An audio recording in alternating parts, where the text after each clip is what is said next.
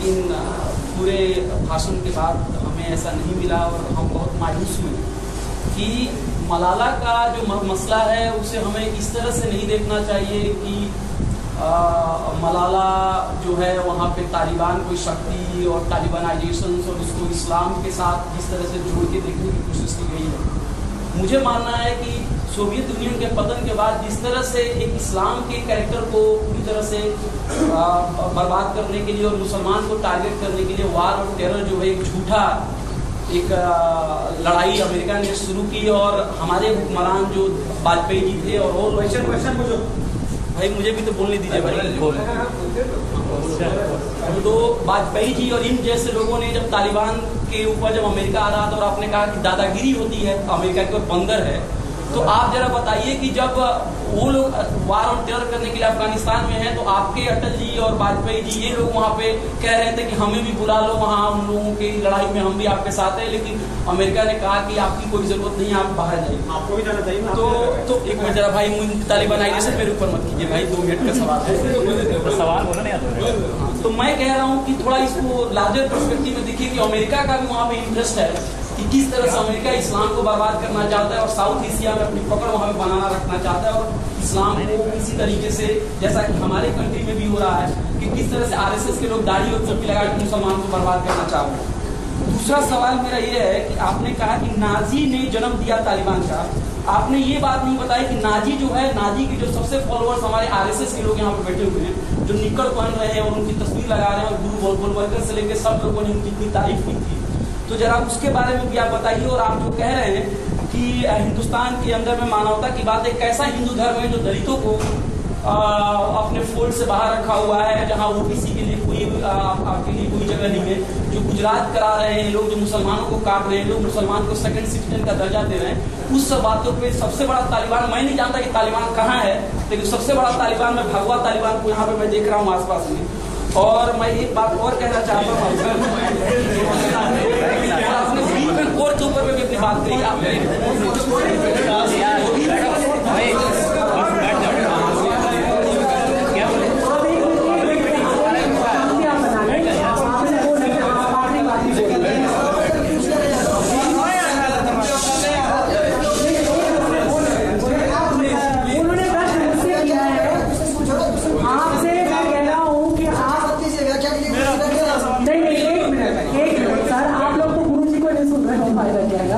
पहले उन्हें कम से कम बोल दीजिए। आखिरी बात, बीफ एंड पोर्क के ऊपर भी आपने सवाल किया और आपने कहा कि बीफ मैंने गाय को और सुअर को काटने के बाद ओसामा बिन लादेन की तरह वो जो काटने वाले जो दिखते हैं और सुअर को और गाय को, मैं शुक्रिया कि आप गाय और सुअर के अंदर में भी जाके देख सकते हैं कि क्या क्या सोच रहा है। आप बताइए कि एक ऐसा कानून है कि हिंदुस्तान में या पूरी दुनिया में सबसे ज्यादा गोश्त जो सस्ता उपलब्ध है वो मीट जो है वो गाय और बीफ है, और ये मैं नहीं कह रहा हूँ, ये स्टैटिस्टिक्स कह रहे हैं, और सबसे ज्यादा हिंदुस्तान में उसका सेवन होता है। और बीजेपी की सरकार 1994 में आती है और किसी खाने पर पाबंदी लगाती है। ये कहाँ का, आप उनको 2 वक्त की रोटी नहीं देते हैं और वो जो भोजन करते हैं आप उनको नहीं देते हैं, और कहते हैं कि जो बीफ एंड पोर्क, अगर आप इतने ही अगर आपको लगता है कि अगर हत्या नहीं करनी है तब आप भैंस के ऊपर पे क्यों नहीं बोलते? भैंस को कोई काटा जाता है तो क्या वो मोदी की तरह दिखते हैं वो क्या? पहली बात तो क्योंकि क्या होता है कि कई बार मैंने जैसा शुरू में कहा था कि प्लीज मेरी बात को आप लोग खुद से नहीं अपना वो यंत्र बंद करके दिल वाला यंत्र चालू कर लीजिएगा। तो मुझे लगता है कि आपका दिल वाला यंत्र काफी ज्यादा सेंसिटिव हो गया था, ओवर सेंसिटिव। एक प्रॉब्लम ये हो गई कि आपने कई मेरी बातों को मिस इंटरप्रिटेट कर दिया और कई गलत स्टेटमेंट जोड़ दिए। जैसे मुझे नहीं याद कि मैंने ओसामा बिन लादेन और सुअर को कहीं कनेक्ट किया, आई डोंट नो कि मैंने कहीं भी कनेक्ट किया, ठीक है ना? वो रिकॉर्डिंग्स होंगी अगर तो आप उसे सुनेंगे, मैंने नहीं किया, ठीक है। दूसरी बात, अब आपका प्रश्न तो खो गया, इतना सारा आपने व्याख्या कर दी है कि मैं सारे प्रश्न तो खो गया, और अधिकांश प्रश्न आप मुझसे ऐसे पूछ रहे थे कि जैसे मैं बीजेपी का प्रवक्ता।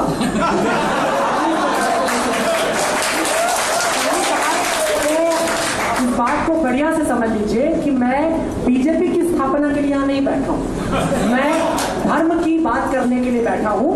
और दूसरी बात ये मैं आपको बता दूं कि जिस प्रकार से आप अभी क्या कहते हैं आरोप अमेरिका के ऊपर लगाए चले जा रहे थे कि अमेरिका जो है इस्लाम को बर्बाद कर रहा है, इस्लाम को, तो आपको ये भी जानना चाहिए कि गलती किसकी हो। जो वृक्ष होता है, एक बार वृक्ष कट रहा था, तो जब बरगद का वृक्ष था वो कट रहा था, वो कटते कटते उसके आंसू गिर रहे थे बहुत तेजी से, तो लोहे की जो वो फल थी उसने बड़ी तेजी से मुस्कुरा के कहा, क्या तू मेरी ताकत से घबरा करके रो रहा है? उसने बोला ना, मैं तेरे साथ ये जो मेरा साथी लगा हुआ है मैं उसे देख करके रो रहा हूँ। तो अगर अमेरिका इस्लाम की दुनिया में इतना पैंट बना चुका है तो ये समझिए कि खोट आपके भीतर से निकल करके जा रही है। ओसामा बिन लादेन अमेरिका की पैदाइश, उसका एडॉप्टेड सन है, ठीक है, आप उसको भी जाकर के इतिहास में खंगाल लीजिएगा। पाकिस्तान को जैसे मैंने कहा हुआ एडॉप्टेड पोता बन गया उसका, ठीक है ना। इराक अमेरिका से सहयोग लेने से कभी बाद नहीं, पूरा का पूरा यूएई जो है, जो आपका अरब का खित्ता है, वो सर झुका करके बैठे रहते हैं अमेरिका के सामने, हुकुम हुकुम हुकुम, ठीक है ना। अभी जौहर के नाम पर आजम खान ने एक हॉस्पिटल वो बनवाया है, विश्वविद्यालय, जौहर की भूमिका, यद्यपि वो जौहर का बहुत बड़ा फेल था, लेकिन कहीं पर आपके पास प्रश्न का जवाब है कि जब जौहर बेचारे पहुंचे, जब खलीफेट खत्म हो गए, जब खलीफाओं को खत्म कर दिया टर्की ने, तब ये पहुंचे जाकर के सऊदी अरेबिया, और उन्होंने सऊदी अरेबिया के बादशाह से कहा कि अब आप खलीफा बन जाइए ताकि इस्लाम सुरक्षित हो सके। और 3 दिन तक उसको अपने रखने के बाद चौथे दिन उसने उसे कुत्ता बेवकूफ कह करके अपने यहाँ से भगा दिया। क्यों? क्योंकि अमेरिका तेल खरीद रहा था, डॉलर अमेरिका दे रहा था, पैसा अमेरिका दे रहा था। सर आपके लोग, जिसको अब मैं इसलिए कह रहा हूं, जिस पक्ष की आपने बात की इस्लाम की, इस्लाम में जो लोग बैठे और सब जगह कहते कि नहीं वो खलीफा भी वो आरएसएस के आदमी गए, चोगा वोगा पहन करके बैठ गए अरब के अंदर, है ना, जो था वो भी आरएसएस से कनेक्टेड था, ठीक है। ओसामा बिन लादेन जो था वो भी आरएसएस से कनेक्टेड था, वो भी रात में भगवान मैं इसी की बात कर रहा था कि आपसे विरोध करने के लिए बातें करते हैं। और मोदी, हाँ साहब, मोदी मतलब क्या? मोदी ना हुआ, आपने मोदी को संसार का सबसे बड़ा राक्षस बना करके खड़ा कर दिया धरती के ऊपर, ठीक है। मोदी के मुख्यमंत्री रहते हुए गोधरा के अंदर हत्याकांड हुए, दंगे हुए, जिसमें बहुत सारे बेगुनाह मुसलमान मारे गए।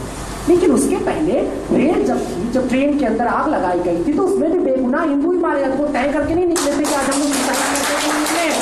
उन्होंने लेटर नहीं भेजा था कि आइए हमको जला दीजिए, हम चाहते हैं कि ट्रेन में हमारी अंत्येष्टि हो जाए, ऐसा तो नहीं था ना, ठीक। तो उनका अब आपके कथनानुसार ही मैं कहूं कि अगर 4 व्यक्ति मर जाते हैं तो आप उसको काउंट नहीं करते हैं, और 400 व्यक्ति मर जाएंगे, मैंने 4 व्यक्तियों की मृत्यु की कोई कीमत नहीं। और जब दंगे और फसाद होते हैं तो प्रायः यह मानसिक मास साइकोलॉजी के अंतर्गत होते, दंगे की जाकर के साइकोलॉजी भी पड़ी। मोदी घर घर में नहीं निकला छुरा लेकर कि जाओ और मारो।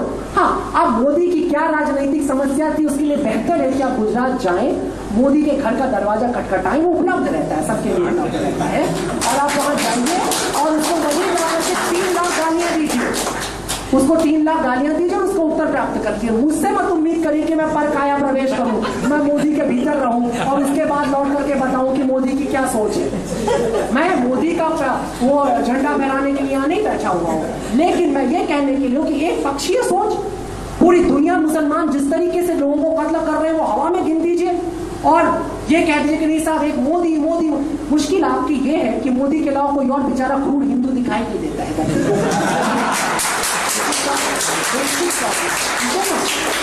और एक चीज मैं और कह दूं, अगर इस देश का हिंदू इतना क्रूर, इतना हत्यारा, इतना खतरनाक होता तो साहब इस देश में मुसलमानों को रहते रहते 64 साल हो गए।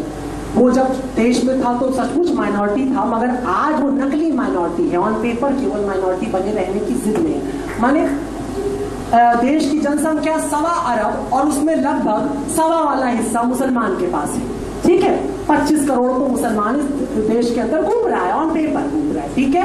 और बिना पेपर के कितने के अक्सर मैंने खुद देखा, मैं मुस्लिम क्षेत्रों में रहा हूँ, मतदान वो आते हैं, क्या कहते हैं, सर्वे करने के लिए, जो मतगणना और ये सब जो आते हैं, वो जनगणना उसमें भी छुपा लेते हैं। अब 17 बच्चे कैसे दिखाएंगे वो निकल करके कि मैंने 17 तो 7 दिखाते 10 पीछे रहते हैं, उनकी तो गणना हो ही नहीं, ठीक है ना। पर अब एक सवाल ये भी पैदा होता है, मैं कई बार मुस्लिम बुद्धिजीवियों से पूछता हूँ कि सर आप लोग जो है ये कितने दिन अल्पसंख्यक बने रहना चाहेंगे? अल्पसंख्यकता की भी तो एक सीमा होगी। तो ये आरोप करने का तरीका है। मैं ये नहीं कह रहा हूँ कि लालू प्रसाद मुस्लिम कहाँ देखेंगे जरा, 17 बच्चे वाले मुस्लिम पूरी बात पहले मैंने आपको पूरा सुना था ना, बीच में मैंने बोला था ना, तो आप पहले सुन लीजिए ना। आप पूरी बात सुनिए, मैं आगे जो बोलने जा रहा था उसको भी कंटिन्यू करने दीजिए। मैंने कहा क्या कि इस देश के अंदर जो हिंदू कम्युनिटी रही है उसने भी कई कई बच्चे पैदा किए हैं, इसका ये अर्थ नहीं कि वो नहीं। और मैं उसके विरोध में जा रहा था। पिछले दिनों एक हिंदू संगठन ने दावा किया था कि अब हिंदुओं को 6-6, 8-8 बच्चे पैदा करने चाहिए, तो मैंने उसका भी विरोध किया था। ये तरीका नहीं होता है संस्कृति को बचाने और जलाने का। लेकिन मेरे कहने का अर्थ ये कि सिर्फ ये कह देने मात्र से कि साहब मैं आरएसएस का हिस्सा नहीं हूं, मैं हाफ पैंट नहीं पहन करके जाता, ठीक है ना, मैं हमेशा फुल पैंट पे रहता हूँ, कहीं भी देख लीजिएगा, ठीक है। यदि मैं पैंट में हूं तो मैं फुल पैंट पे ही हूँ, ठीक है, मैं हाफ पैंट में नहीं होता। मगर ये कह देना कि हाफ पैंट ठीक है, सबकी अपनी आइडियोलॉजी होती है, सबके अपने सिद्धांत होते हैं। किसी को नाजी अच्छे लगे तो अच्छे लगे, हिटलर के कुछ अपने गुण होंगे उनको अच्छे लगते हैं। मगर ये सवाल आरएसएस वालों से पूछे, आप मुझसे ना पूछे। मेरा मुद्दा, आपने कहा कि हमने मलाला यूसुफजई पे बात, क्या मलाला यूसुफजई पे आप सुनना चाहते थे कि मैं मलाला यूसुफजई की आड़ में अमेरिका को गाली दूं तो आप सेटिस्फाई हो जाते? मैं मलाला यूसुफजई की आड़ में नहीं, ताली बजाने वाले पक्ष के आगे अगले बात भी है, मैं मलाला यूसुफजई के आड़ में इस्लाम को गाली दूं तो दूसरे लोग खुश हो जाए। मैं ये भी नहीं करने आया।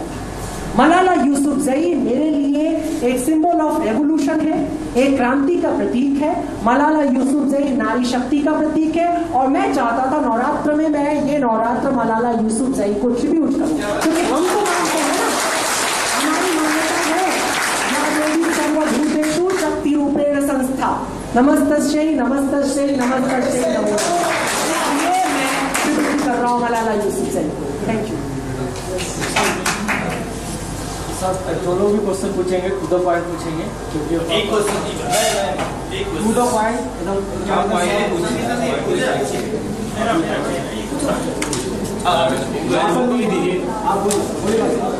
मैं मोहम्मद मंजूर आलम, इसी कावेरी छात्रावास का छात्र नहीं हूँ, तो रेजिडेंट हूँ।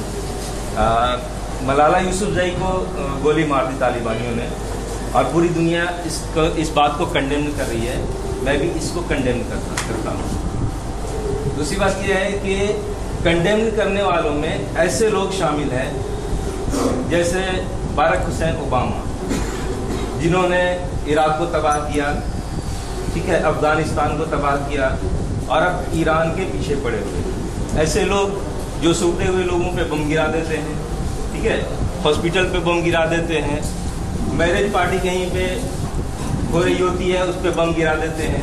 ये बाराक हुसैन ओबामा इसको कंडेम करते हैं। भारत में एक जो बच्ची है, स्कूल जाती है एक लड़की, उसके साथ ग्रुप में लोग बलात्कार करते हैं। इस आवाज़ को कहीं मतलब दबा दिया जाता है, कहीं तक नहीं पहुंचता है। लेडी गागा, एंजेलिना जोली और न जाने कौन कौन लोग, बिलावल भुट्टो, ये सारे लोग कंडेम कर रहे हैं। मैं भी कंडेम करता हूँ कि वो जिस मिशन को लेकर चल रही थी वो बहुत बड़ा मिशन है। मगर मेरा ये कहना है कि क्या ऐसे लोग घड़ियाली आंसू नहीं बहा रहे हैं? ये एक चीज़ और है, तालिबान आज की नज़र में यूनाइटेड स्टेट का सबसे बड़ा दुश्मन है और उसको जो जवाब दे सकता है वो तालिबान है, ठीक है। और तालिबान ऑलरेडी बदनाम है। इसको बदनाम करने में यूनाइटेड स्टेट्स के द्वारा ये एक प्रायोजित कार्यक्रम है जिसका आप भी हिस्सा बने हुए हैं, हम भी हिस्सा बने हुए हैं। क्या ऐसी मलाला जई, लाखों और हजारों मलाला जई हिंदुस्तान के दंगों में नहीं मार दी गई? क्या ईरान में नहीं मार दी गई? मैं आपका प्रश्न समझ गया। उन पे इतना बड़ा कंडेम क्यों नहीं होता है? और ये घड़ियाली आंसू बहा रहा है बाराक हुसैन ओबामा, क्या ये डबल स्टैंडर्ड नहीं है? मैं प्रश्न समझ गया।